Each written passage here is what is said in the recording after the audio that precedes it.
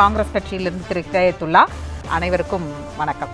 4 பேர் பேசினதையும் கேட்டீங்க. காங்கிரஸ் கட்சியுடைய நிலைப்பாடு என்னங்கிறதை ராகுல் காந்தி சொல்லிட்டார். என்ன கேள்வி என்றால், காஷ்மீர் தாக்குதல் அப்படிங்கிறது பாதுகாப்பு குறைபாடு அப்படிங்கிற இடத்துல இருந்து இப்ப 4 பேர் சொல்றாங்க. அதாவது செல்வம் உட்பட எல்லாருமே அதை அட்ரஸ் பண்ணியிருக்கிறாங்க. உங்களுடைய பார்வை என்ன? முதல்ல இன்று எங்களுடைய தலைவர் மல்லிகார்ஜுன கார்கே சொன்ன வாசகம் இந்திய இறையாண்மைக்கு எதிராக, இந்திய ஒருமைப்பாட்டுக்கு எதிரான ஒரு கோழைத்தனமான தாக்குதல். யாராக இருந்தாலும் கண்டுபிடித்து தண்டிக்கப்பட வேண்டும். இதைத்தான் எங்கள் தலைவர் ராகுல் காந்தி சொல்கிறார். இப்போ இது ஒரு புறம் இருக்கட்டும். தேசபக்தின்னு திரு செல்வம் சொன்னார். அப்படி தேசபக்தி என்பது உங்களுக்கு நன்றாக தெரியும். பாஜகவோ ஆர்எஸ்எஸ் வந்து தேச விடுதலையில் எந்த பங்களிப்பையும் செய்யவில்லை என்று எல்லாருக்கும் தெரியும். இந்தியா கேட்டில் போய் பார்த்தா 60%லேருந்து 70% உயிர் நீத்தவர்கள் சகோதர முஸ்லீம்கள். அதே மாதிரி பாகிஸ்தான் போர் வெற்றிக்கு ஒரு காரணமாக சொல்லக்கூடியவர் அன்றைக்கு அப்துல் ஹமீதுங்கிற டேங்க் வீரர். அதனால் இந்த முஸ்லீம் இந்து என்று கொண்டு வந்து இதை சாயம் பூச வேண்டிய அவசியம் இல்லை. இன்னொரு கருத்தை நான் சொல்கிறேன். சோழனுக்கும் பாண்டியனுக்கும் சண்டை வந்துச்சு, 2 ஒரே மதம் தான். அசோகருக்கும் கலிங்கருக்கும் சண்டை வந்துச்சு, மதம் ஒன்று தான். இங்கே மதம் அல்ல.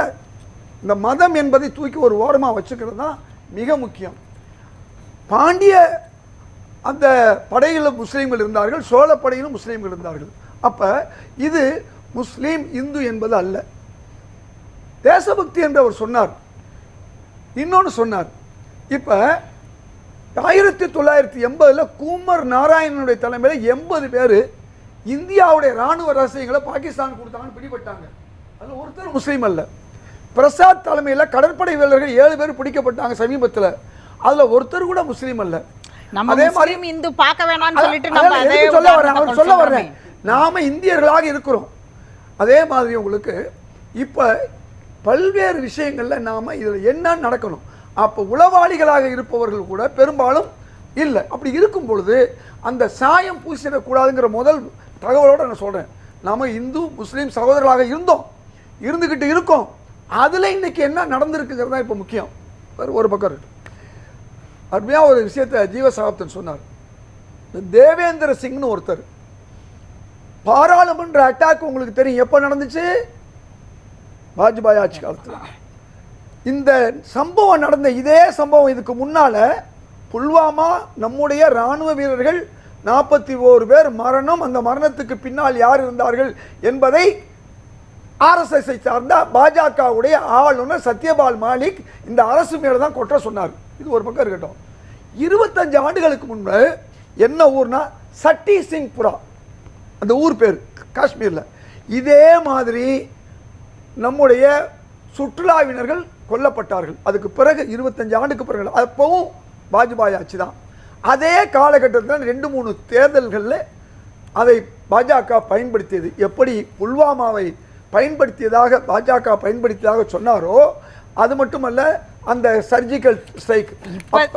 தேர்தல் இல்லல்ல, இப்ப ஒண்ணும் தேர்தல் இல்லல்ல. யார் சொன்னா? பீகாருடைய தேர்தல் சில பீகார் இந்தியாவில் மிக முக்கியமான தேர்தல். அது அப்படி பார்க்கணுமா என்ன? இப்போ இல்ல பார்க்க வேண்டிய சூழல். நாம சொல்ல வேண்டிய சொல்றோம். நம்ம இந்த மாதிரி வாய்ப்புகள் இருக்குன்னு சொல்ல வர்றோம். அப்ப இன்றைக்கு நாடாளுமன்ற தாக்குதலா இருக்கட்டும், இதெல்லாம் காரணமா இருந்தது. அந்த அப்துல் குருவே தெளிவா சொன்னாரு. தேவேந்திர சிங் தான் எங்களை கூட்டிட்டு வந்தாரு, தேவேந்திர சிங் தான் எங்களை தங்க வச்சாரு அப்படின்னு சொன்னார். அந்த தேவேந்திர சிங்ல தான் புல்வாமா அட்டாக்குக்கும் காரணமானவர்னு பிடிபட்டாங்க. 7 பேர் பிடிபட்டார்னு சகோதரர் சொன்னார். தெரியுமா உங்களுக்கு? சிலர் செத்து போயிட்டாங்க புல்வாமா அட்டாக்கில், அந்த தாக்குதல் நடத்தியவர்கள். இந்த 7 பேர் நிலைமை என்ன? நம்ம நாட்டில் சாதாரண கேஸ் இல்லது. புல்வாமாங்கிறது 41 தியாகிகள், நம்முடைய இராணுவத்துடைய வீரர்கள் அநியாயமாக கொல்லப்பட்டார்களே, அந்த கைது செய்யப்பட்ட செத்து போனவங்க விடுங்க, இந்த 7 பேருடைய நிலைமை என்ன? இதற்கு காரணமாக இருந்த தேவேந்திர சிங்கிறவர் இன்னைக்கு எங்கே இருக்காரு, என்ன செய்யறாரு? இந்த அரசு ஒரு விளக்கம் கொடுக்குமா? அவர் பாஜகவுக்கு அவர் பல காலங்களில் வேலை செஞ்சவர்னு அன்னைக்கே அந்த தகவல் வந்துச்சு. இன்னைக்கு வரையும் தேவேந்திர சிங் மீது எந்த நடவடிக்கை எடுக்கல, அவர் குறித்த தகவல்களை வெளியில சொல்லல அப்படிங்கிறதுனால ஒட்டுமொத்த பாதுகாப்பு அச்சுறுத்தலை நம்ம அதோட ஒன்றோட பார்க்க முடியுமா? இப்ப நான் திரும்ப சொல்றேன். இப்ப பஹல்காம் சில மாதங்களுக்கு முன்பு நான் போயிட்டு வந்த ஊர். அது நீங்கள் சொன்ன மாதிரி அது ஒரு வெளி நெடு, சுற்றி உள்ள காட்டு பக்கத்தில் நாம் யாருமே போக முடியாத மாதிரி இரும்பு வலையை போட்டிருக்காங்க. அதுக்கு பக்கத்தில் ஒரு பெரிய 5 ஸ்டார் ஹோட்டலில் இங்கே நான் போயிருந்தேன். அதுக்கு மேலே எங்களால் போக முடியல, நடந்து போக முயற்சி பண்ணோம். எல்லாமே இரும்பு வேலி. ஒரு அளவுக்கு குதிரை போகிற வழி இருக்குது, அதுவும் குறுகிய இடம்தான். இதுதான் பகல்காம் நிலைமை. நீங்கள் ஸ்ரீநகருக்கு போனால் 50 அடிக்கு ஒரு காவல்துறை இருக்குது. பகல்காம்லேயும் நான் போகும்போது இருந்தது. அவர் சொன்ன மாதிரி அதனால் டூரிஸ்ட் வரமாட்டாங்கல்ல, நீங்கள் சொன்ன மாதிரி டூரிஸ்ட் ஒரு பாதுகாப்பாக தான் நினைப்பாங்க. இந்த 370க்கு பிறகு 370ங்கிறது எவ்வளவு ஒரு பெரிய விஷயம்னா, ஒரு பெரிய மாநிலத்தை என்ன பண்ணாங்க, மாநிலமே இல்லைன்னு ஆக்குனாங்க. நாமெல்லாம் ஒரு பெரிய மாவட்டத்தை சிறு சிறு மாவட்டங்களாக பிரித்து ஒரு வளர்ச்சிக்கு கொண்டு வந்திருக்கோம். ஆனால் வேண்டுமென்றே அந்த மக்களை சீண்டி பார்ப்பதற்கு அவர்கள் செய்தது, 2ஆக உடைத்தது, அதை தேர்தலுக்காக செய்தது. அப்படி செய்ததனால்தான் அதில் உண்மையிலே அவர்கள் நல்லதை செய்திருந்தால், அவர்கள் வியாபாரத்தை பெருக்கியிருந்தால், அந்த மக்கள் காஷ்மீர் வேலியில 1-2 சீட்டாவது பாஜக 2017க்கு பிறகு இத்தனை ஆண்டுகள் கழித்து இப்ப நடக்கக்கூடிய இந்த விஷயத்த நாம சிறப்பு அந்தஸ்தோட, அதாவது என்னன்னா அதோடைய தாக்கம் அப்படிங்கிற ஒரு புள்ளியில இருந்து மட்டும் இதை அணுகிற முடியாதுல்ல. எத்தனை தாக்குதல் நடக்குதுங்கிறதையும் சேர்த்து கணக்கில் கொள்ளும். அதனாலதான் நான் ராமசுப்ரமணியம் சார் அந்த கேள்வியை வச்சேன். அதற்கு முன்பு பொருளாதாரம், இப்ப பொருளாதாரம், அந்த கணக்கையும் நான் கேட்டேன். ராமசுப்ரமணியம் தெளிவா சொன்னாரு, சிறு சிறு தாக்குதல் நான் நடந்துகிட்டு தான் இருக்கு. அதெல்லாம் ஒன்றும் புதுசா ஒண்ணுமே நடக்காம எல்லாம் இல்லை. இங்க நான் சமீபத்தில் போயிருந்தப்ப அந்த போன நேரத்திலே அது நடந்துச்சு. எதுக்கு சொல்ல வரேன்னு சொன்னா, இந்த சிறப்பு அந்தஸ்தில் சொல்றாங்க இல்லையா, யாருனாலும் சொத்து வாங்கலாம்னு. நான் அந்த மக்கள்கிட்ட கேட்டேன், இல்ல யார் வாங்க வர்றது இல்ல, வாங்க வரமாட்டாங்க, அப்படிப்பட்ட ஒரு நிலைமை தான் இங்க இருக்குண்டாங்க. அங்கே அந்த சுற்றுலா மட்டும்தான் டெவலப் ஆயிருக்குன்னா நாள்தோறும் கூடிக்கிட்டு இருக்கு. எப்படி நம்ம நாட்டில் ஜிடிபி கூடுது, வருமானம் கூடுது, டாக்ஸ் கூடுது மாதிரி மக்கள் வர்றாங்க போறாங்க எல்லா காலத்துலையும். ஆனா முன்ன மாதிரி இங்கே காஷ்மீர்ல சினிமா படம்லாம் பிடிப்பெல்லாம் கிடையாது. முந்தின காலத்தில் அதெல்லாம் நடந்தது. ஆக இன்னைக்கும் அந்த பதட்ட நிலை இருக்கிறது. காரணம் இந்த அரசு, பாஜக அரசு அந்த மக்களை பதட்டத்திலே வைத்திருக்கிறது. 370 காலத்துல உங்களுக்கு நன்றாக நம்ம 370 குறித்து பேசுறோம். இன்னொரு பக்கம் இன்னைக்கு வக்ஃபு அந்த சட்டம் வந்து அமலுக்கு வரக்கூடிய இந்த ஒரு சூழல்ல, அது குறித்து நாடு முழுவதும் பேசுபொருளாகி இருக்கிற இந்த சூழல்ல இந்த தாக்குதலை நாம ஒரு ஏதோ ஒரு புள்ளியில இணைக்க வேண்டிய இடம் இருக்கிறது. அப்ப அந்த அதையும் இதற்கான நோக்கம்னு பார்க்கிறதுக்கு நமக்கு நிறைய டேட்டா வேணும். அது அதிகாரப்பூர்வம் இல்ல. இப்படியான ஒரு கணக்கு அதற்கு இருக்கான்னு கேக்குறேன். பெரும்பாலான இந்துக்கள் வக்ஃபு விஷயத்துல ஆதரவா இல்லை. முதல்ல அவங்களுக்கு மொத்தமா வாக்களித்த 39%லயே 9% கூட்டணி கட்சி, மீதி 30%ல அவங்களுக்கு கூட்டணியா இருக்க தேர்தல் கமிஷனுடைய ஓட்டையும் கழிச்சுனா இந்து மக்கள்லயே அவங்களுக்கு பெரும்பாலானவர்கள் அவங்க சப்போர்ட் இல்லை. அதை எடுப்பதற்கு தான் பல வேலை செய்யறாங்க. 10.5 ஆண்டுகளாக முஸ்லீம்களுக்கு ஆதரவாக சட்டம் கொண்டு வருவோம்னு சொல்லி இந்துக்களுக்கு எந்த சட்டமும் ஆதரவாக கொண்டு வரல. அதைத்தான் நீங்க பார்க்கணும். பேர் வந்து முஸ்லீம்க்கு நாங்கள் அதை செய்கிறோம் இதை செய்கிறோம்னு சொல்லி, பெண்களுக்கு நாங்கள் நல்லது செய்கிறோம், முஸ்லீம்களுக்கு நாங்கள் இது நல்லது செய்கிறோம்னு சொல்லிட்டு எதிரான சட்டங்களை போட்டாங்க. ஆனால் சகோதர இந்து மக்களுக்கு 85 விழுக்காடு இருக்கக்கூடிய இந்து மக்களுக்கு எந்த நல்ல சட்டமோ நல்ல இதே இந்துன்னு சொல்லக்கூடிய இந்த பாஜக கொண்டு வரல. இதுதான் இங்க முக்கியம். அவருடைய இப்படிப்பட்ட ஒரு சூழல்ல இன்றைக்கு இந்த தவறுகளை செய்தவர்கள் யாராக இருந்தாலும் தண்டிக்கப்பட வேண்டும். இதில் மதசாயம் பூச வேண்டிய அவசியம் இல்லை. இதில் இன்னொரு முக்கியமான விஷயம் நான் திரும்பவும் சொல்றது, இன்றைய அரசு பாதுகாப்பு குறைபாட்டை ஏற்படுத்தி இருக்குது. அதில் கவனம் செலுத்தல. பகல்காமில் ஏற்கனவே இருந்த அளவுக்கு காவல்துறையோ இராணுவமோ இருந்திருந்தா இவ்வளவு பெரிய சம்பவம் நடந்திருக்காது. சில மாதங்களுக்கு முன்பு நான் போய் பார்க்கும்போது அங்கே காவல்துறையும் அதே நேரத்தில் இராணுவமும் ஆங்காங்கே இருந்தது. நான் கேள்விப்பட்டவரை இராணுவத்துடைய அளவை குறைத்தது, அது மட்டுமல்ல பாதுகாப்பை குறைத்தது.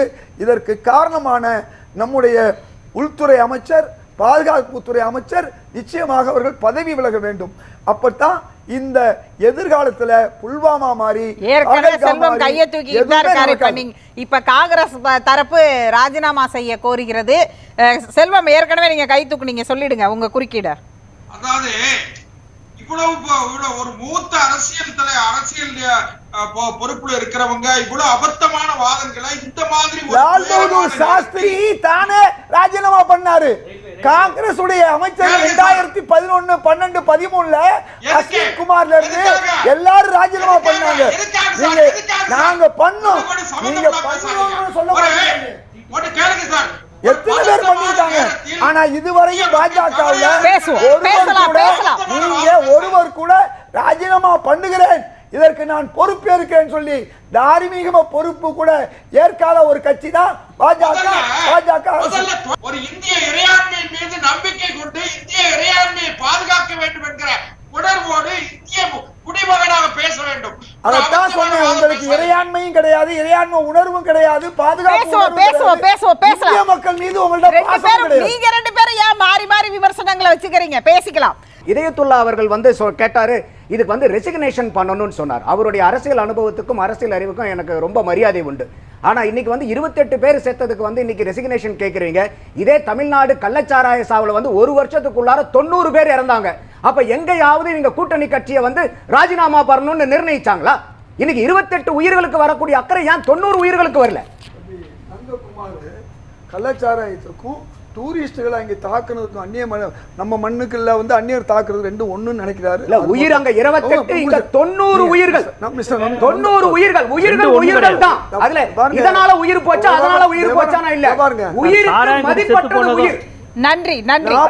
அவர் பேசிரட்டும். எனக்கு ஷோவை முடிக்கணும். ரெண்டு பேரும் கான்வர்ஸ் பண்ணிட்டே இருந்தீங்கன்னா டிபேட் கண்டினியூ ஆயிட்டே இருக்கும். ஷோவை முடிக்கணும். இன்னைக்கு பாகிஸ்தான் சொல்றாங்க இல்லையா, என்ன நடந்துச்சு? அதிகாரப்பூர்வ முறை இல்லாம நம்முடைய பிரதமர் மோடி ஏதோ ஒரு நாட்டுக்கு போயிட்டு தேவையில்லாம பாகிஸ்தான்ல போனாரு. அப்ப பாகிஸ்தான அந்த மாதிரி பாகிஸ்தானுடைய மாம்பழத்தையும் சேலையும் கொண்டு போய் கொடுத்து வந்தவர் தான். இதெல்லாம் முக்கியமான விஷயம். தாக்குதல் வந்து வெளியில இருந்து வரலாம், உள்ள இருந்து வரலாம். ஒரே ஒரு உதாரணம் சொல்லி முடிச்சுக்கிறேன். கர்னல் புரோஹித் ஒருத்தர் ராணுவத்தில் இருந்தவர் இந்தியாவில் அந்த ராணுவ பொருள்களை எடுத்துக்கொண்டு வெடிபொருளை எடுத்துக்கொண்டு வந்து ஜும்மா மஸ்ஜித், அதாவது மாலேகான்ல, அதே மாதிரி ஹைதராபாத்ல, இப்படி பல இடங்கள் அதுக்கு காரணமானவரை இன்னைக்கு வரையும் ஒண்ணு செய்யல. அவரோட இருந்த அந்த பெண் துறவிய எம்பி ஆக்குனாங்க. நன்றி. மோசமான ஒரு கட்சி பாஜக. நன்றி. நிகழ்ச்சியில் பங்கேற்று கருத்துக்களை பகிர்ந்து கொண்ட அனைவருக்கும் நன்றி.